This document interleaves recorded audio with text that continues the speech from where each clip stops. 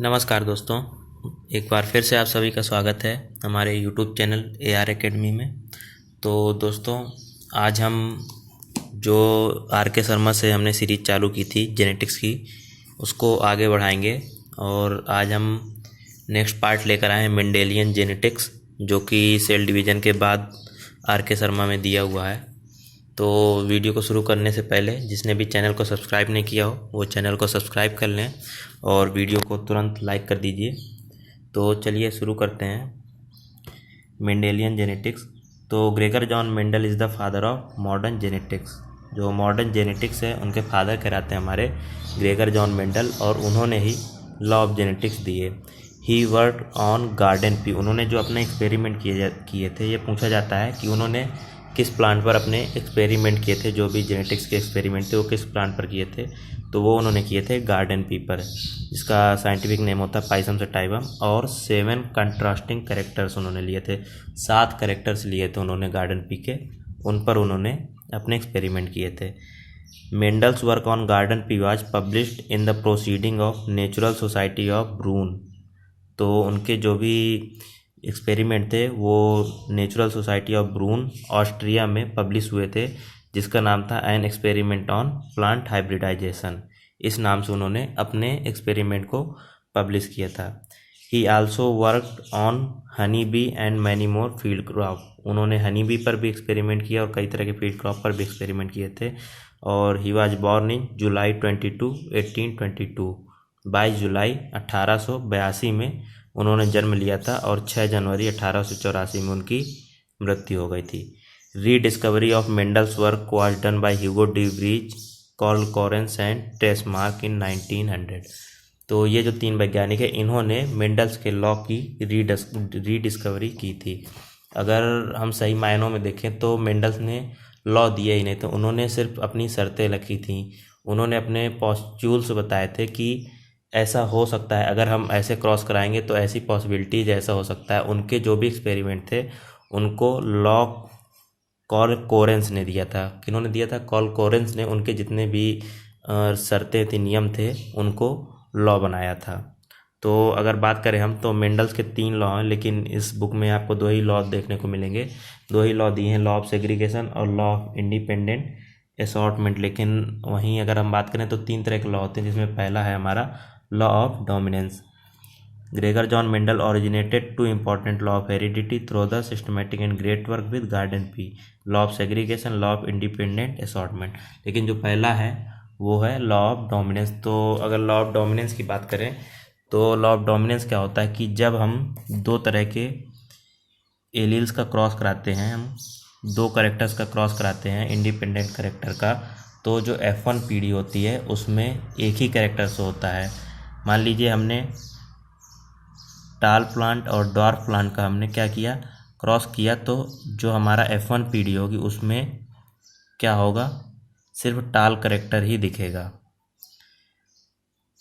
तो यहाँ पर मेंडल ने क्या किया था कि उन्होंने तो सोचा था कि अगर हम टाल करेक्टर और डॉर्फ करेक्टर का जब हम क्रॉस कराएंगे तो या तो हो सकता है कि जो भी करेक्टर आएंगे वो मीडियम साइज के प्लांट्स होंगे, या तो फिर आधे प्लांट टाल होंगे, या तो फिर आधे प्लांट डॉर्फ होंगे। लेकिन जो रिजल्ट आया वो उनकी इमेजिनेशन के अनुरूप नहीं आया। रिजल्ट क्या आया कि F1 पीढ़ी में सारे के सारे प्लांट टाल थे। तो जो टाल प्लांट थे, जो टाल करेक्टर था, वो उन्होंने उसको डोमिनेंट करेक्टर का नाम दिया। और जो छुपा हुआ करेक्टर था, क्योंकि उस जो F1 पीढ़ी में उसमें टाल करेक्टर का भी जीन था और डॉर्फ करेक्टर का भी जीन था, तो वो जो छुपा हुआ था डॉर्फ करेक्टर का, उन्होंने उसे रिसेसिव जीन का नाम दिया। तो इस तरह से ये पहला जो लॉ कहलाता है वो हमारा कहलाता है लॉ ऑफ डोमिनेंस, क्योंकि इसमें क्या होता है कि एक करेक्टर का डोमिनेंस होता है, एक करेक्टर दूसरे करेक्टर को ढक लेता है, तो वो हमारा लॉ ऑफ डोमिनेंस कहलाता है। नेक्स्ट है हमारा लॉ ऑफ सेग्रीगेशन।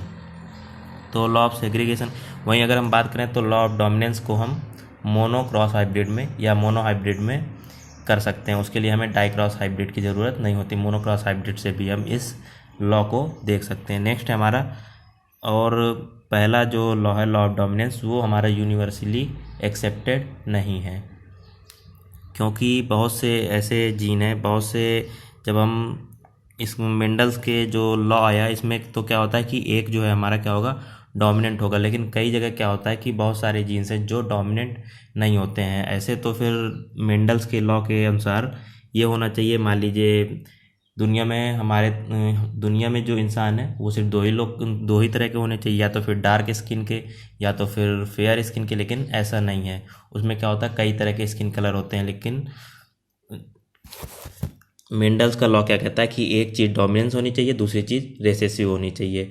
तो उस हिसाब से या तो फिर दो ही तरह के होने चाहिए, एकदम डार्क स्किन कलर के लोग होने चाहिए, या तो फिर फेयर स्किन कलर के होने चाहिए। लेकिन ऐसा नहीं होता है, इसलिए ये हमारा लॉ क्या है, यूनिवर्सली एक्सेप्टेड नहीं है। कई जगह इसके अपवाद मिलते हैं और कई जगह ये लॉ अप्लाई नहीं होता है। नेक्स्ट है हमारा लॉ ऑफ सेग्रीगेशन। जो दूसरा लॉ है वो है हमारा लॉ ऑफ सेग्रीगेशन। तो इसके अनुसार क्या है कि this law state the allele segregates from each other during formation and passed on to different gametes in equal number. तो क्या होता है कि जो हमारे जीन्स होते हैं उनके जो गैमीट्स होते हैं वो क्या होते हैं, वो जब सेग्रीगेट होते हैं तो अलग अलग होते हैं और वो अपने अलग अलग करेक्टर को रखते हैं। जैसे यहाँ पर आपने देखा कि क्या हुआ, यहाँ पर रेड फ्लावर और वाइट फ्लावर ने एक एक इनसे क्या हुआ, गैमीट आया। और जो F1 में क्या हुआ, लॉ ऑफ डोमिनेंस के हिसाब से यहाँ पर P में क्या हुआ, रेड कलर का फ्लावर आया। लेकिन जब हम इसको अलग अलग करेंगे तो ये जो इंडिपेंडेंटली अलग होगा, हमारा जो रेड फ्लावर है वो उसका एलील इंडिपेंडेंटली अलग होगा, और जो वाइट फ्लावर है उसका एलील भी इंडिपेंडेंटली अलग होगा। इसको हम इस तरह समझते हैं, मान लीजिए कोई दो लड़के, एक लड़का बहुत अच्छा है, बहुत अच्छे घर से, और दूसरा लड़का बहुत बुरे घर से है, बहुत ही बुरे लक्षण है। लेकिन वो दोनों क्या करते हैं, साथ में रहते हैं। मीन्स F1 पीढ़ी में वो साथ में रहते हैं, उन दोनों का क्रॉस कराया जाएगा तो वो साथ में रहते हैं। लेकिन वो दोनों क्या करते हैं कि एक दूसरे को इफेक्ट नहीं करते हैं। वो जो बुरा लड़का है वो अपनी बुराई अच्छे लड़के को नहीं देता, और जो अच्छा लड़का है वो अपनी अच्छाई बुरे लड़के को नहीं देता है। वो जब भी अलग होंगे तो कैसे अलग होंगे, वो अपने अपने कैरेक्टर के साथ ही अलग होंगे। जो अच्छा लड़का है वो अच्छा बन के ही अलग निकलेगा, और जो बुरा लड़का है वो बुरा बन के अलग निकलेगा। तो यही इस लॉ में दिखाया गया कि जब ये दोनों सेग्रीगेट होते हैं, जो ये एलील सेग्रीगेट होंगे, तो जैसे रेड है F1 में क्या होता है कि एलियंस तो दोनों पाए जाएंगे, जो हाइब्रिड बनेगा उसमें एलियंस दोनों कैरेक्टर के पाए जाएंगे। लेकिन जब उनको फिर से गैमिटोजेनेसिस होगा, उसमें गैमीट्स अलग अलग होंगे, तो क्या होगा, उनके गैमीट्स अपने अपने तरफ से इंडिपेंडेंट होंगे, और क्या होगा कि वो अपने स्वयं के कैरेक्टर में रहेंगे। उनके कैरेक्टर दूसरे गैमीट के कैरेक्टर से अलग होंगे। जैसे कैरेक्टर वो आए थे पेरेंट्स से, वैसे ही कैरेक्टर से वो रहेंगे। तो यही हमारा लॉ ऑफ क्या है, इंडिपेंडेंट असॉर्टमेंट, या इसीलिए इनको दूसरा नाम भी दिया गया जो कहलाता है हमारा law of purity of gametes, क्योंकि इसमें क्या होते हैं कि गैमीट्स एकदम प्योर होते हैं। तो ये हमारा दूसरा लॉ है। इसके अगर हम फिनोटिपिक रेशियो की बात करें तो वो होता है हमारा 3:1। नेक्स्ट और लास्ट लॉ है, और अगर लॉ की बात करें सेकेंड लॉ की, लॉ ऑफ इंडिपेंडेंट असॉर्टमेंट, तो ये यूनिवर्सली एक्सेप्टेड है। क्योंकि कोई भी केस हो, कहीं पर भी हो, ये वाला लॉ जेनेटिक्स का हर जगह अप्लाई होता है। कहीं पर भी इसका कोई अपवाद देखने को नहीं मिलता है, कहीं पर भी इसके अपोजिट कोई भी काम नहीं होता। जब भी कोई भी करेक्टर हो या कुछ भी हो, अगर एलील अलग होंगे, गैमिटोजेनेसिस होगा, तो वो प्योर होंगे, अपने में खुद में प्योर होंगे। तो ये लॉ हमारा यूनिवर्सली एक्सेप्टेड है। नेक्स्ट है हमारा लॉ ऑफ इंडिपेंडेंट असॉर्टमेंट। तो इंडिपेंडेंट असॉर्टमेंट का मतलब ही क्या होता है, इंडिपेंडेंट असॉर्टमेंट का मतलब होता है, जैसे नाम से ही दिख रहा है कि इंडिपेंडेंट, तो इसमें क्या होते हैं, जो गैमेट्स होते हैं वो हमारे क्या होते हैं, इंडिपेंडेंट होते हैं। वो किसी के कहने पे नहीं चलते हैं, या उन पर किसी का जोर नहीं होता। वो अपने हिसाब से किसी से भी क्रॉस करेंगे, और किसी के भी लक्षणों में क्या होगा, वो उनके साथ रह लेंगे। जैसे यहाँ पर लिखा है, जैसे पढ़ते हैं हम, this law state that find 2 pair of gene inter. तो यहाँ पर क्या लिखा है, 2 पेयर। तो सबसे पहले तो जानने वाली बात यह है कि अगर हमें लॉ ऑफ इंडिपेंडेंट असॉर्टमेंट की स्टडी करनी है, या लॉ ऑफ इंडिपेंडेंट असॉर्टमेंट के बारे में जानना है, तो यहाँ पर हमें डाई हाइब्रिड क्रॉस की ज़रूरत होगी। क्योंकि यहाँ पर हमें 2 पेयर लेने, किसके, जीन्स के 2 पेयर लेने हैं। एक पेयर जीन्स से हम इसकी स्टडी नहीं कर सकते हैं। तो पहला क्वेश्चन तो यही होता है कि डाई हाइब्रिड क्रॉस में ही हम लॉ ऑफ इंडिपेंडेंट असॉर्टमेंट कर सकते हैं। तो इसके आगे लिखा है this law that when two pairs of gene इंटर्स in F1 combination both of them have their independent dominant effect. तो दोनों क्या करते हैं कि अपने इंडिपेंडेंट डोमिनेंट इफेक्ट रखते हैं। These gene segregates when gametes are found but the assortment occurs randomly and quite freely. लेकिन जब इनका असॉर्टमेंट होता है तो वो रैंडमली होता है और फ्री होता है, वो किसी भी पर निर्भर नहीं होता और वो फ्री क्या करते हैं, अपना असॉर्टमेंट करते हैं। जैसे यहाँ पर देखते हैं कि यहाँ पर येलो और राउंड एक करेक्टर लिया गया, दूसरा लिया गया ग्रीन और रिंकल्ड। तो यहाँ जो F1 में मिला वो हमारे येलो और राउंड ही मिलेगा, F1 में हमारा डोमिनेंट कलर ही मिलेगा। लेकिन जब इनका गैमीट फॉर्मेशन करते हैं, ये जो हमारे गैमीट्स बने, गैमीट्स फॉर्मेशन करते हैं। अब हम जब इनको देखेंगे तो एक गैमीट्स हमारा जब दूसरे गैमीट से मिलेगा तो यहाँ पर आप देख रहे हैं कि कोई ज़रूरी नहीं है कि जो येलो गैमीट्स है वो हमारा राउंड के साथ ही मिले, येलो वाला हमारा रिंकल्ड के साथ भी मिल जाता है। ऐसे ही इसी तरह ग्रीन वाला हमारा राउंड के साथ भी मिलकर नया करेक्टर बनाता है। तो यही हमारा इंडिपेंडेंट असॉर्टमेंट है कि जो हमारे करेक्टर है वो इंडिपेंडेंट है, वो दूसरे करेक्टर से भी जाकर मिल सकते हैं। लेकिन ये भी करेक्टर हमारा क्या है, जो ये लॉ है ये भी यूनिवर्सली एक्सेप्टेड नहीं है, क्योंकि इसको मान लीजिए कोई ए और बी दो गर्लफ्रेंड और बॉयफ्रेंड है, इसी तरह सी और डी गर्लफ्रेंड और बॉयफ्रेंड है। तो वो क्या होता है, ए बी को जानता है और सी डी को जानता है, ए बी सी डी को नहीं जानते हैं। तो ए बी और सी डी अपना अलग अलग मूवी देखने जा रहे हैं, लेकिन रास्ते में क्या हुआ कि ए का मन हुआ कि मूवी नहीं देखनी है, लेकिन बी का मन है कि मूवी देखना है। इसी तरह सी और डी में हुआ कि सी का मन है मूवी नहीं देखना है और डी का मन है कि मूवी देखना है। तो इस तरह तो हो नहीं सकता कि ए जाकर अपना मूवी देख ले और बी बाहर खड़ा रहे, और इसी तरह सी जाके मूवी देख ले, डी बाहर खड़ा रहे, ए और सी एक साथ मूवी देख लें और सी और डी जाके बाहर घुमाए। तो ऐसा तो हो नहीं सकता। अगर एक ने मना किया कि ए और बी में एक ने मना किया कि मुझे मूवी नहीं देखनी है, तो दूसरा भी मना कर लेगा, क्योंकि उसमें क्या है, उनमें लिंकेज होता है, एक कोई बॉन्ड होता है जिसकी वजह से एक ने अगर मना किया तो दूसरा भी मना कर देगा। इसी तरह जीन्स में भी क्या होता है, जो उन्होंने मटर पर स्टडी की थी मेंडल ने, उसके अनुसार तो वो क्या हुए, इंडिपेंडेंट असॉर्ट हुए, क्योंकि उनके बीच में इतना लिंकेज नहीं था, इतना बॉन्ड नहीं था। लेकिन कुछ जीन ऐसे होते हैं, बहुत सारे जीन्स हमारे होते हैं जिनके बीच में ऐसा लिंकेज पाया जाता है तो कि वो करेक्टर अलग नहीं हो सकते, वो करेक्टर किसी दूसरे के साथ जाकर नहीं मिल सकते, वो जिसके साथ हैं उसी के साथ रहेंगे। तो लिंकेज की वजह से ये लॉ हमारा यूनिवर्सली एक्सेप्टेड नहीं है। तो चलिए, ये हो गए हमारे तीनों लॉ के बारे में बात हो गई, और इनका जो फिनोटिपिक रेशियो होता है लॉ ऑफ इंडिपेंडेंट असॉर्टमेंट का, वो होता है 9:3:3:1। अब चलिए, ये हमारे 7 करेक्टर हैं जिन पर मेंडल ने स्टडी की थी, उन्होंने गार्डन पी पे की थी, और उनके साथ ये करेक्टर हैं। कौन से करेक्टर, पहला है लेंथ ऑफ स्टेम, टाल या ड्वार्फ, पोजीशन ऑफ फ्लावर, एक्जाइल या टर्मिनल, पॉड शेप, जो फली का शेप होता है वो कैसा हो सकता है, फुल या कॉन्स्ट्रिक्टेड, या पॉट कलर, पॉट का कलर कैसा हो सकता है, ग्रीन या येलो। ये हमारा डोमिनेंट फॉर्म है और ये हमारा रिसेसिव फॉर्म है। नेक्स्ट है कोटाइलिडन कलर, जो बीजपत्र होते हैं उनका कलर कैसा होगा, येलो या तो फिर ग्रीन। सीड कोट कलर या तो ग्रे होगा या तो फिर वाइट, या फिर सीड शेप जो लास्ट करेक्टर था वो हमारा राउंड होगा या तो फिर रिंकल्ड होगा। तो ये हमारे 7 करेक्टर थे जिन पर डोमिनेंट और रिसेसिव फॉर्म थे, इन पर मेंडल ने अपनी क्या की थी, स्टडी की थी। चलिए, नेक्स्ट हमारे की पॉइंट दिए हुए हैं कुछ। पहला है हिस्टोन और negatively charge protein on which negatively charge DNA are coiled.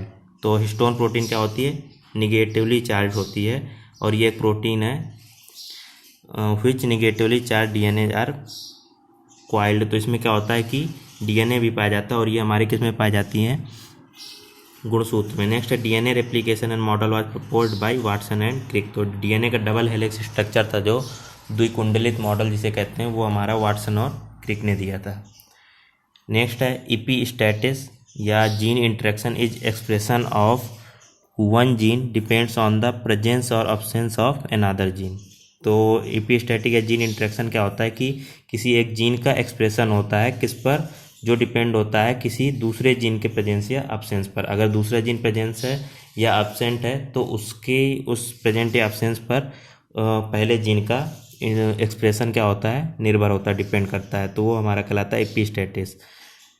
It is also called as non allelic interaction. ये हमारा क्या कहलाता है, नॉन एलिलिक इंट्रैक्शन भी कहलाता है। इसके टाइप हैं हमारे कई तरह के। पहला है हमारा डोमिनेंस इपिस्टेटिस। तो ये जो हमारे रेशियो दिए बहुत ज़्यादा पूछे जाते हैं इनके, ये आपको अच्छे से याद करना है। तो पहला हमारा डोमिनेंट इपिस्टेटिस, इसका जो रेशियो होता है वो होता है 12:3:1 या तो फिर 9:3:3:1। नेक्स्ट है रेसेसिव इपिस्टेटिस, इसका जो रेशियो होता है 9:3:4। डुप्लीकेट डोमिनेंट ये होता है 15:1। डोमिनेंट इनहिबिटरी ये होता है 13:3। और कॉम्प्लीमेंट्री इपिस्टेटिस 9:7। पॉलीमेरिक इपिस्टेटिस वो होता है 9:6:1। अब फिनोटिपिक रेशियो की बात करें तो मोनोक्रॉस हाइब्रिड का फिनोटिपिक रेशियो होता है 3:1, पहले भी बताया। और डाइक्रॉस हाइब्रिड का कितना बना था हमारा फिनोटिपिक रेशियो 9:3:3:1। तो इस तरह के जो हमारे करैक्टर या पौधे जो भी हमारी प्रोजनी होगी इस रेशियो में होगी फिनोटिपिक रेशियो की अगर बात करें। और ट्राई क्रॉस हाइब्रिड की बात करें तो वहाँ होगा 27:9:9:3:3:1। नेक्स्ट है न्यूक्लियोसाइड। तो न्यूक्लियोसाइड क्या होता है, deoxy ribo sugar plus nitrogen base.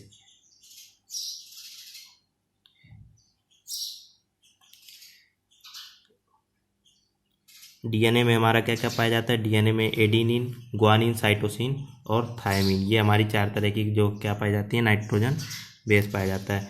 Next है न्यूक्लियोटाइड। क्या होता है, न्यूक्लियोटाइड में हमारा होता है deoxyribose sugar plus nitrogen base plus phosphate. वहीं न्यूक्लियोसाइड में क्या था, डीऑक्सीराइबोज शुगर और नाइट्रोजन बेस। बेस और शुगर जब मिलते हैं तो वो हमारा कहलाता है न्यूक्लियोसाइड। लेकिन वहीं जब बेस, शुगर और फॉस्फेट तीनों मिलते हैं वो हमारा कहलाता है न्यूक्लियोटाइड। और वहीं आरएनए में कौन कौन सा पाया जाता है, हमारा एडिनिन, ग्वानिन, साइटोसिन। लेकिन थायमिन की जगह इसमें क्या पाया जाता है, यूरेसिल। जो एडिनिन, ग्वानिन, साइटोसिन, थायमिन को भी 2 ग्रुप में रखा गया है। प्योरिन ग्रुप में रखा गया हमारा एडिनिन और ग्वानिन को, और पिरिमिडीन ग्रुप में हमारा लिखा गया है साइटोसिन या थायमिन, साइटोसिन, थायमिन और यूरेसिल को। नेक्स्ट है कोडॉन। कोडॉन क्या होता है, triplet sequence found in mRNA which codes for single amino acid. Triplet sequence होता है एमआरएनए का जो एक सिंगल एमिनो एसिड के लिए एक सीक्वेंस का काम करता है। इसके बाद है एंटीकोडॉन। एंटीकोडॉन क्या होता है, तो ये होता है corresponding complementary triplet sequence in tRNA. ये किस में होता है, टीआरएनए में होता है। ये भी ट्रिपलेट सीक्वेंस होता है। नेक्स्ट है Bateson and पुन्नेट founded the journals of genetics. Bateson और पुन्नेट ने जेनेटिक्स के जर्नल को फाउंड किया या फिर उनको प्रकाशित किया, पब्लिश किया। तो दोस्तों ये था आज का हमारा पहला नहीं, नेक्स्ट पार्ट था हमारा आर.के. शर्मा बुक से जेनेटिक्स के लिए, जो काफ़ी इम्पॉर्टेंट है। Law of genetics, Mendelian genetics जिसे कहते हैं, और कई क्वेश्चन इससे बनते हैं। तो दोस्तों उम्मीद करते हैं आपको ये वीडियो अच्छा लगा होगा और आपको तीनों जो लॉ हैं मेंडल्स के वो आपको अच्छे से समझ में आ गए होंगे। तो दोस्तों इसको अच्छे से पढ़िएगा और नेक्स्ट वीडियो बहुत जल्द लेकर आएंगे। और वीडियो को ज़्यादा से ज़्यादा शेयर कीजिए, सब्सक्राइब कीजिए हमारे चैनल को और वीडियो को लाइक कीजिए। अगली वीडियो तक के लिए बहुत बहुत आपको धन्यवाद और नमस्कार।